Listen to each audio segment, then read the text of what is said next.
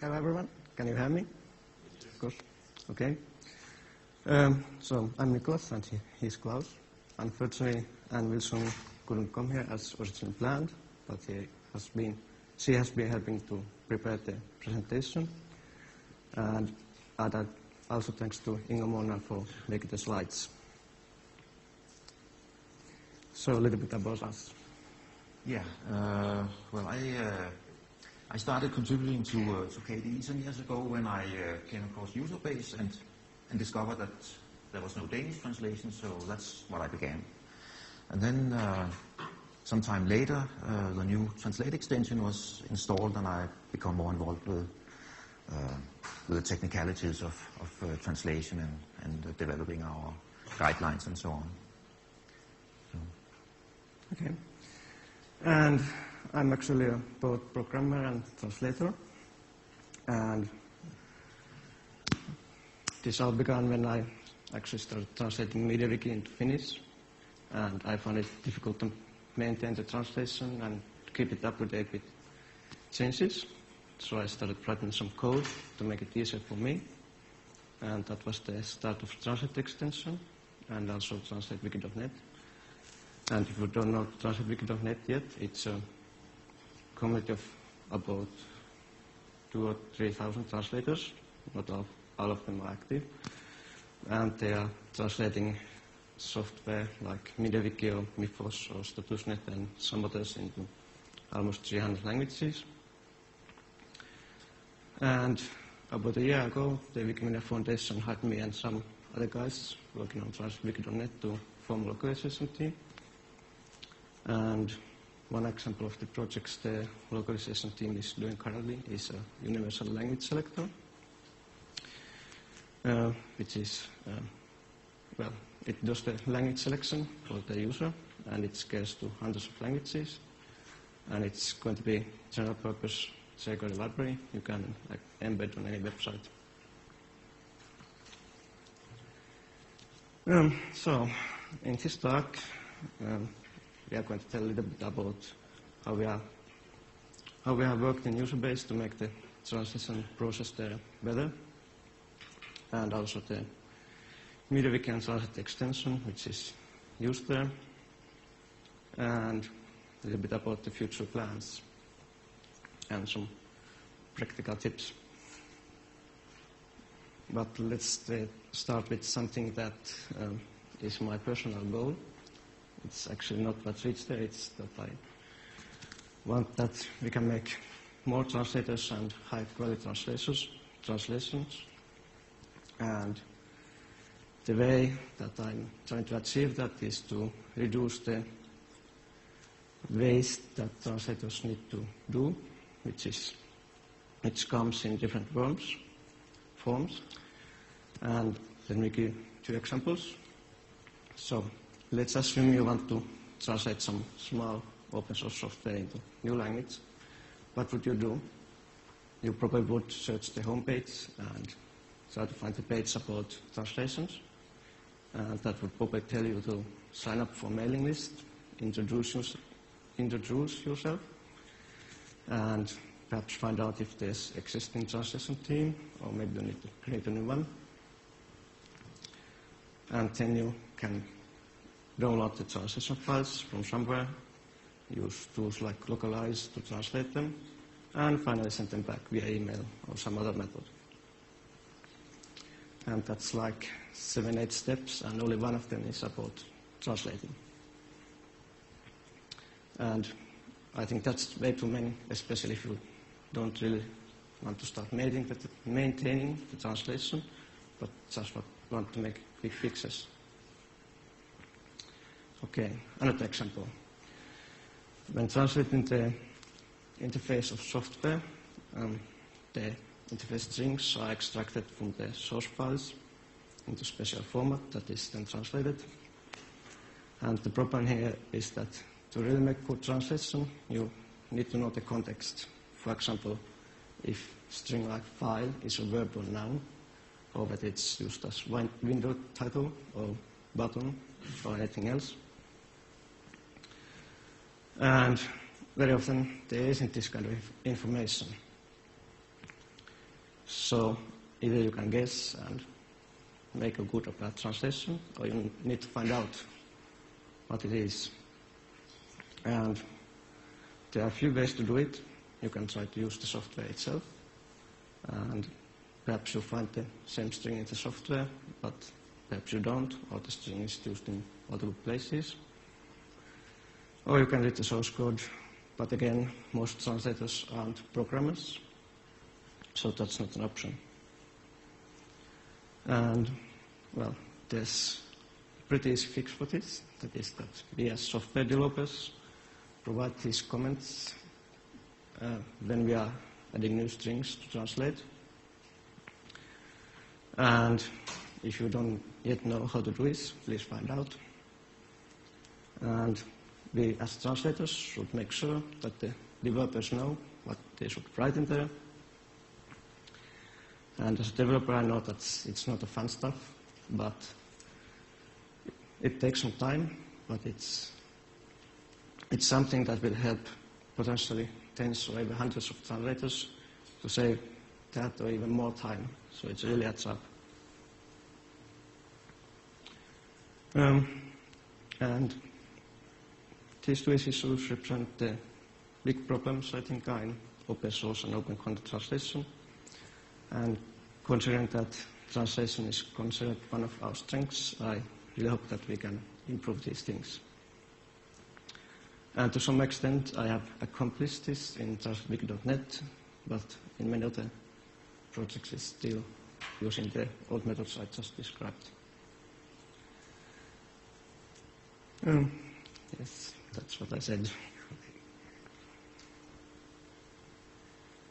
Yeah, and we should actually solve the same problem at Userbase.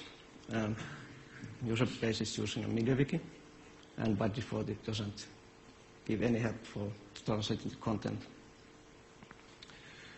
And the way people usually start translating in a MediaWiki is that they create a complex templates to provide the links to the altered translate version of the page.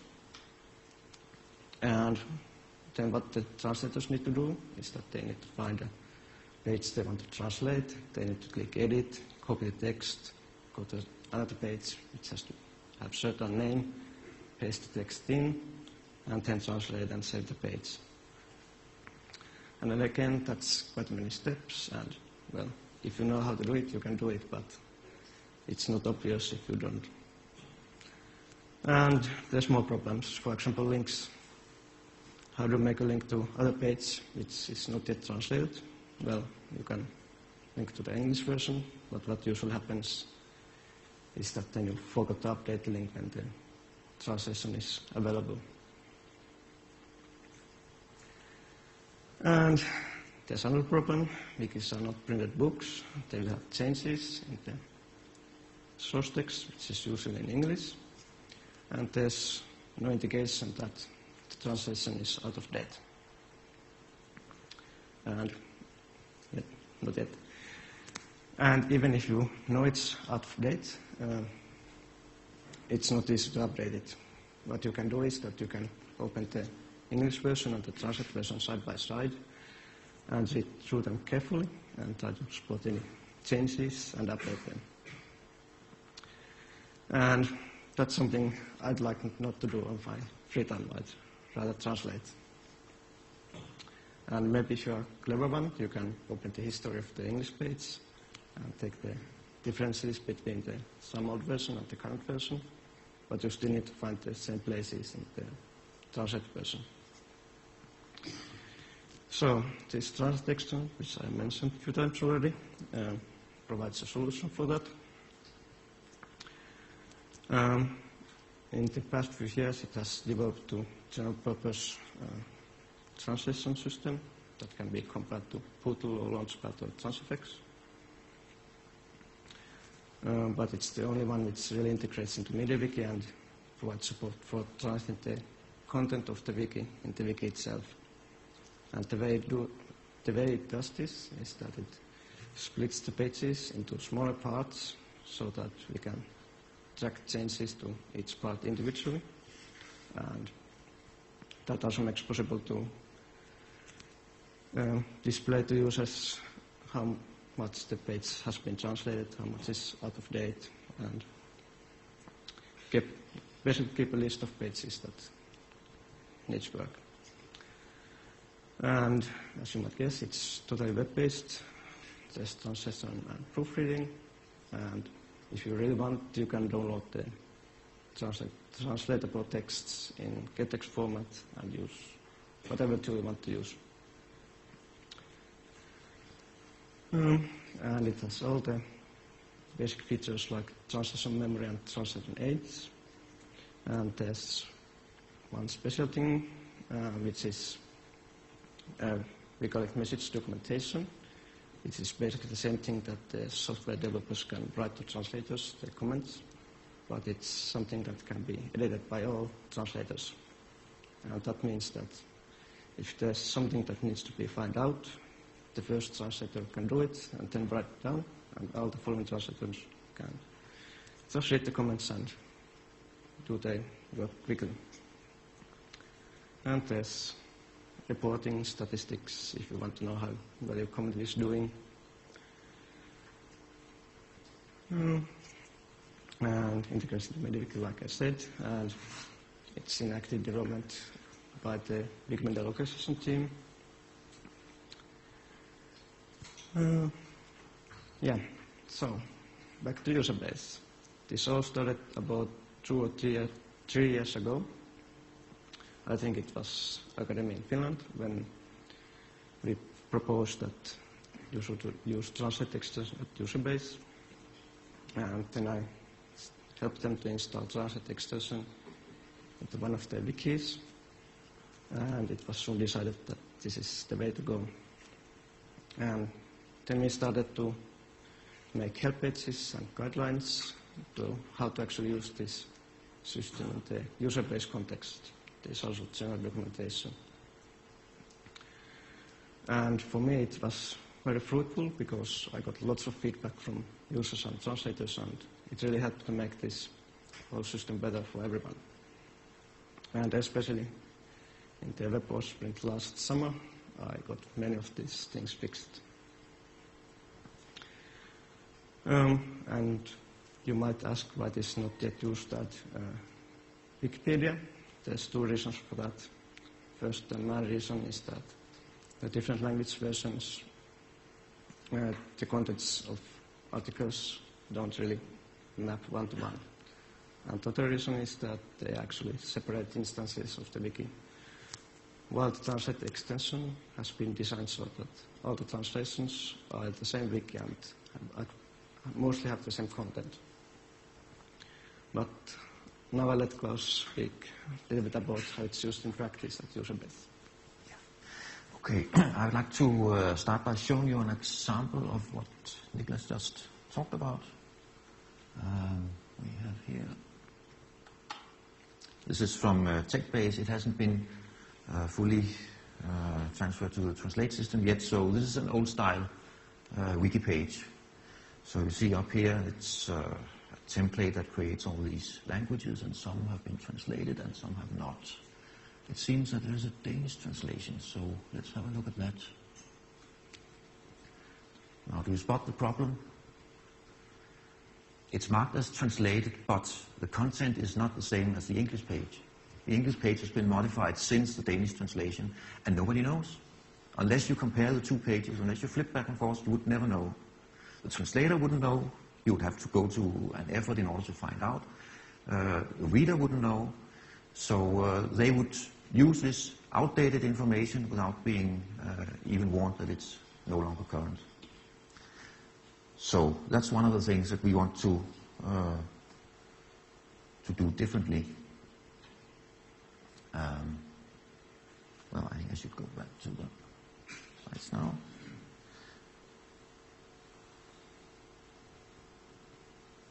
What happened here? Ah, yeah.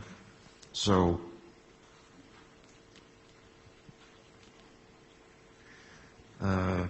when the translators start, they have a sort of statistics of what pages are available for translation.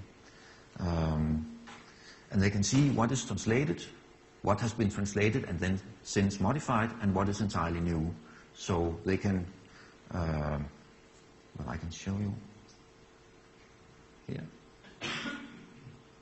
No, that was the wrong one. Oh, I hope I didn't miss that. That's one, yeah. So that's just a small part of the statistics page. So you can see there are a number of pages here. And we have some numbers here. That's just the number of units on each page and the number that has been translated already, I think. I can't remember. But the important thing is that you can see here it's not complete.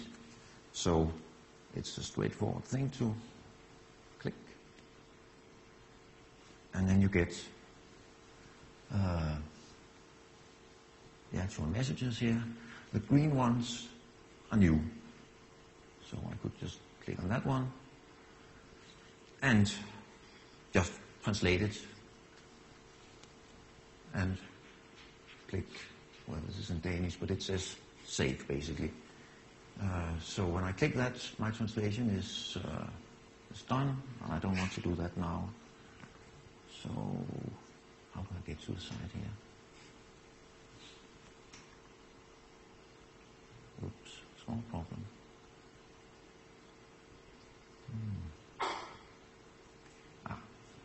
Escape does the trick. So it's fairly easy. You just go in, you identify the unit you want to work on, and just add your translation, and that's it. And when it's later modified, it will show up again in the original statistics page with some, whenever there's not a percentage here or here, you can see that it's either untranslated or not updated. So it's easy to find out when something needs to be changed, and it's also easy for users or readers to see if a page is not completely up to date, because it shows on the top of the page. It would say that this page is, let's say, 90% complete, and sometimes it would also mark those sections that are not complete with a red background color. And if entirely new sections have been added to the English page, they will just be copied in English to the translated page until they are actually translated, so no information is missed. Did I see correctly that the old translation is shown too? Yeah, that's right. If there is an old translation, it will be there, so you can copy it. It's very easy to... That's what I thought I saw. Yeah. This one should... No, that's wrong. I should find one that has something in it already. And then I should... that was not right.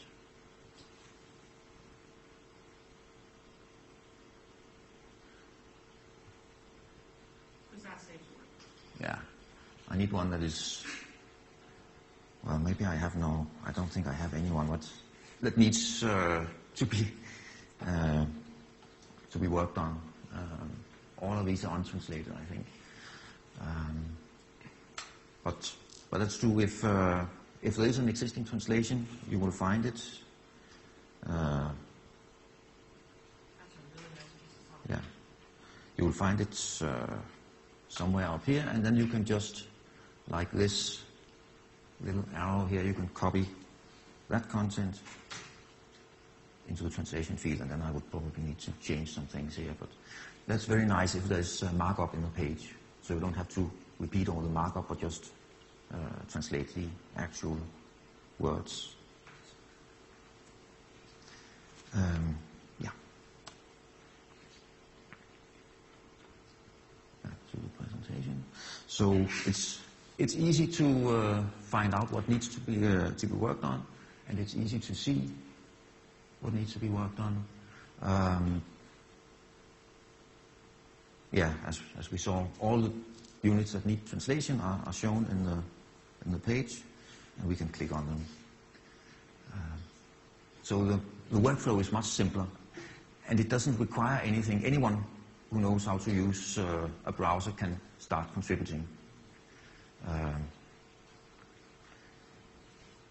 So that's one thing that's nice about this thing. And another thing I would like to talk a little bit about is handbooks.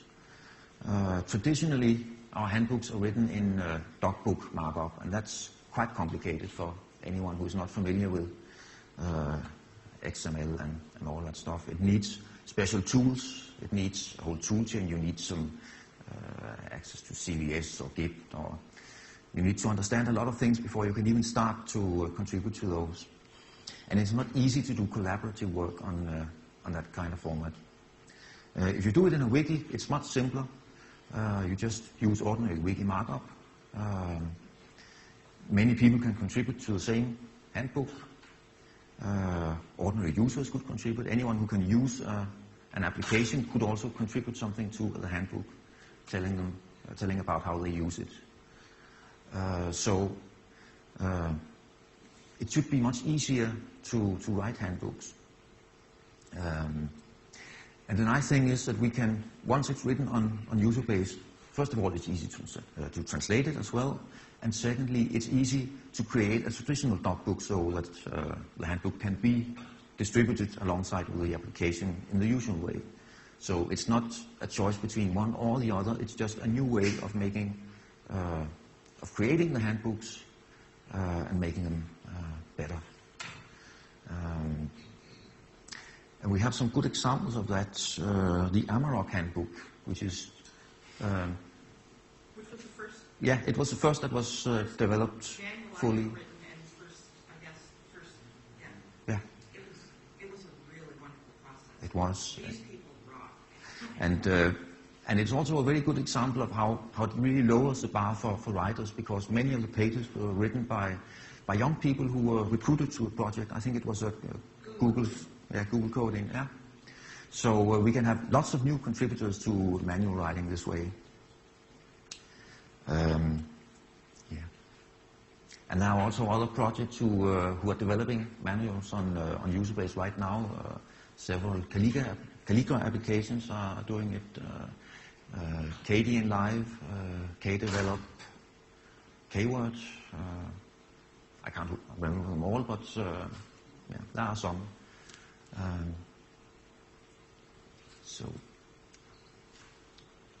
Yeah.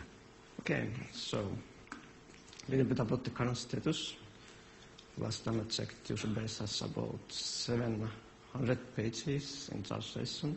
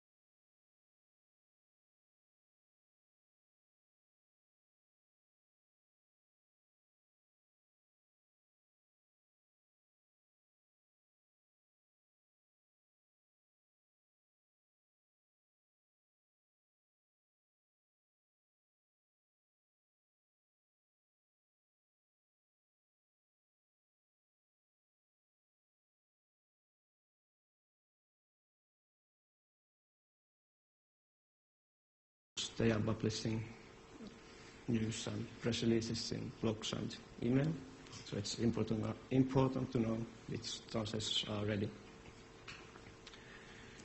And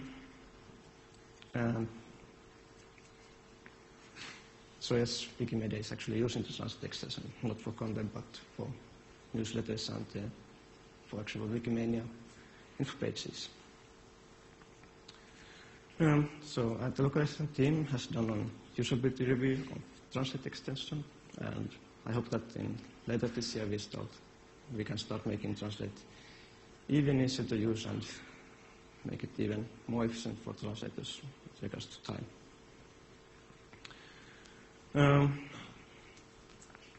And better search has been one of the most requested features. I'm currently working on a new translation memory backend based on Solar, and the plan is that it will also be used for the better search features. And I'm currently organizing a translation sprint of KDE software into Finnish, and we found some scalability issues too. There's 200,000 different strings altogether, and we are going to fix those too. So in general, the translate extension it's growing up. The documentation has been greatly improved in this year. We are planning to make stable releases, better unit tests, more of them. And one big area we are working on is checking that our APIs are flexible, they are documented, and the idea is that third-party users can add support for new file formats, so make their own front end or whatever they need. And the usage of translate extension is slowly growing, which means more bug reports, more feature requests, and we are doing our best to fulfill those. And that's it. Has some pointers, and I think now some time for questions.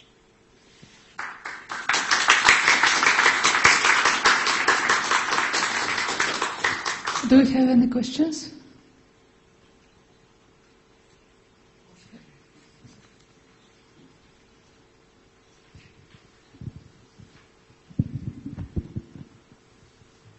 Thank you. I have a bunch of questions, actually. One of the ideas that popped up in my head is, can you use machine translation to any extent? Like you could have Google Translate do a very sketchy translation, and then people could kind of proofread it. So, yes, we do. Like Klaus showed before, there's those little arrows that you can click. So if there's translation memory set systems or machine translation set systems, we currently support Microsoft and Aperture. The translators can just use them and fix them as needed. But there's no any kind of like pre-filling them with those such systems. The thing about the automatic translation is that when there's markup in the text, they don't handle that very well. So I find it usually easier just to translate it from scratch. But the possibilities are.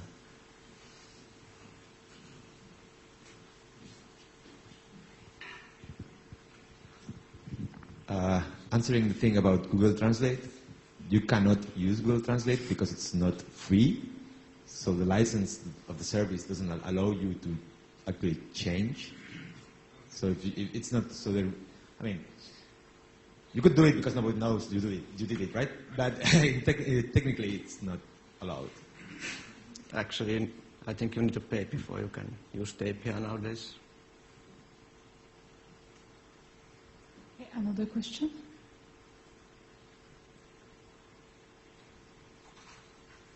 In fact, I have a question myself.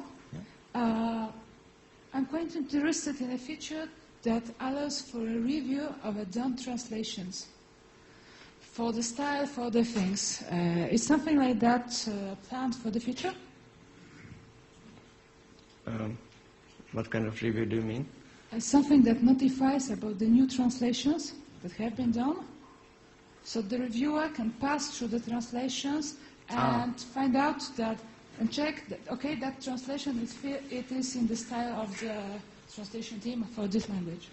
Yes, so it's a wiki, so you can follow the list of recent changes as a page or feed, but there's also special mode where you can review all of the recent translations in new language, and the newest ones are at the top.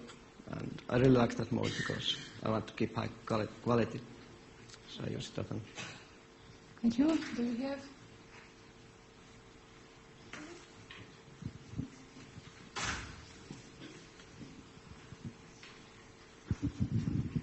So you've started to move TechBase over to the new system also? Yeah, slowly. It's a big problem because there are lots of pages like the one I showed you who are partially translated. And until we get the people who know those languages to move the old pages to the new system, we would have a difficult transition period. So it's moving on slowly. Right. How about the community wiki? Any chance of doing some of the top level pages? Sure. If it's a wiki, we can translate it, yeah. I think most of the pages are too ephemeral. Yeah. You know, sprints and stuff. Yeah. There's no point. But Yeah. But some of the anything that's worth translating can be translated if it's in a wiki. Yeah. I would just like to encourage anybody who looks at their, you know, the application that they're developing, goes to help and finds either nothing or something really old and crappy, that they go into the www channel and say, hey, I'd like to start writing a handbook for my whatever application.